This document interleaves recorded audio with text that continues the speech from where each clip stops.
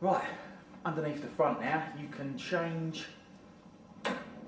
steering arms, steering damper and the trackward arms without actually taking the wheels off the ground. If you want to roll it up on some ramps, chock it up, you can. If you want to jack it up, stick some extra stands under the chassis, you can do it that way as well. You don't actually have to take the wheels off of this to do the next couple of jobs. The power steering box and the power steering pump I'm going to do last. We'll do the easy bits first because they're the prettiest to look at. Right. Trackward ends. If you want to change them, there's already some video on the website. Just go and stick your name in and it will send you through to the bit for changing them. What we're going to do is change the whole arm.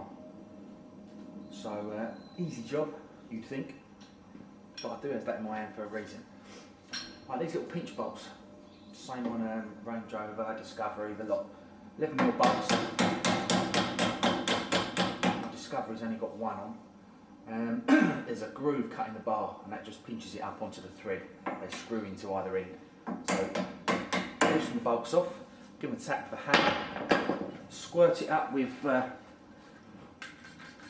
slippery stuff,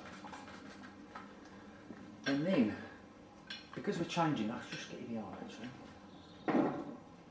because I'm changing the whole arm. This is a Terra Firma heavy duty one and it really is heavy. It's got the joint in that end already and doesn't have pinch nuts. It's got a lock nut on the end, which is a much better idea. Goes like that. Because we're doing a Defender, the old type, the knuckle, the wearing joint, is in the steering arm, not part of the arm. So I'm not going to undo that bolt on the steering arm on this one. If we was doing a Defender, you've got another knuckle joint like that, the other end. So you just undo both ends and whack it in, job done. So on to the difficult bit, which is left-handed thread is that end. So we want to turn the tube clockwise facing that thread to wind it off. I've loosened this nut and cracked this joint. I mentioned that as well. That is also on the website.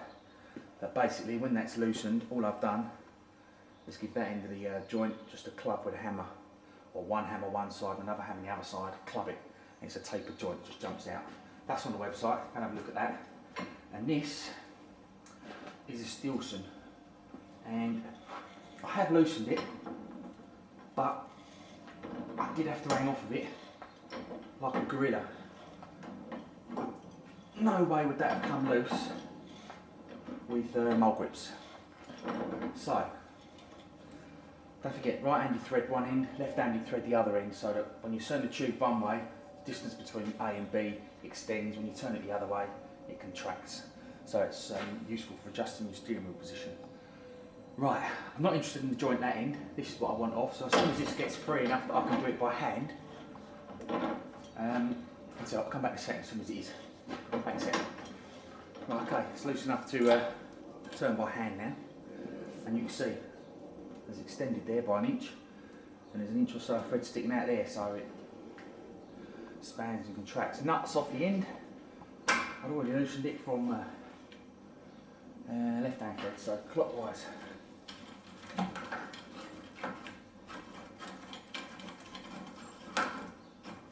And off she comes. Oh, that's a long old bit of stuff poking out the end. Right, so that's that odd joint on the end there. And this we're just going to replace with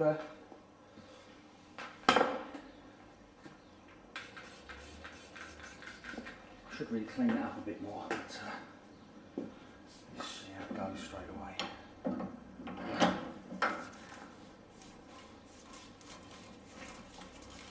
That's it. Okay, so I'll wind that on.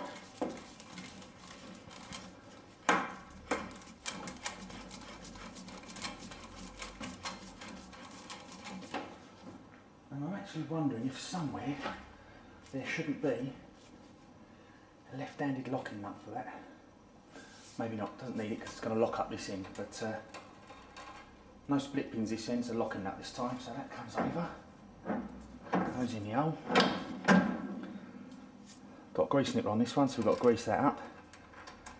But that, as they say, is that. Right, I'll just go and see if there is a locking nut to go in the end of that. If not, it doesn't matter, as I said, because we've got one this end to hold the tube, stop the tube from doing silly stuff. We've still got plenty of room on it. Right, okay, I'll back in a sec for the next bit.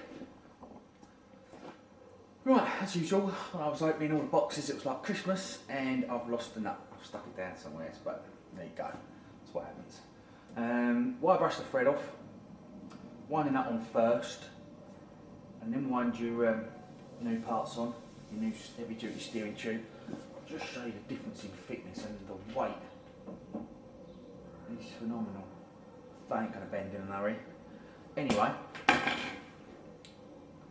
wind it on as far as possible, wind that in as far as possible, then put it in, because you want as much thread in the tube as possible, just for safety and security really. You don't want it hanging on by 2 or 3 threads. And if you've done it on the floor, you can also, if you don't turn the steering wheel, you can also wind it into the length, you know, to roughly where it is, so it'll slot straight in the holes. You won't have to do too much adjusting. Right, that's that.